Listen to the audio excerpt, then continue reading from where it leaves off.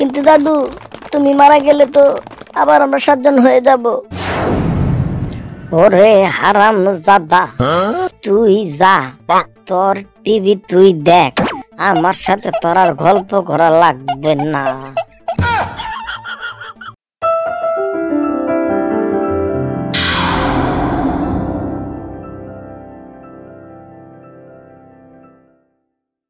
ও দাদু, টিভি রিমোটটা একটু দাও, টিভি দেখি, ঘুম ধরতেছে না।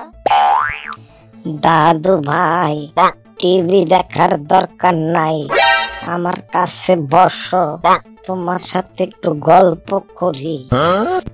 দাদু আমরা কি সারা জীবন 7 জনের পরিবার থেকে যাব? মানে তুমি, দাদি, বাবা, মা, আমি, বোন আর আমাদের বিড়াল ছানা ক্যাটি। এবার আমরা একটা ডগি কিনবো, তারপর 7 জন থেকে 8 জন হয়ে যাব, বুঝছো?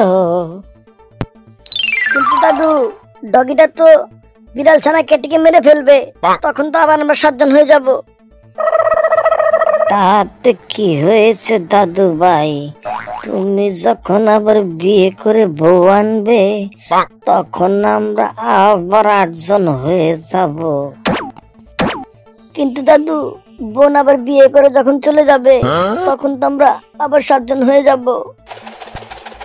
তোমার ছেলে অথবা মেয়ে হলে তখন আবার আমরা 8 জন হয়ে যাব।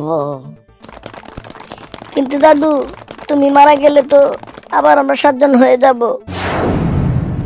ওরে হারাম জাদা, তুই যা, তোর টিভি তুই দেখ, আমার সাথে তোর আর গল্প করা লাগবে না।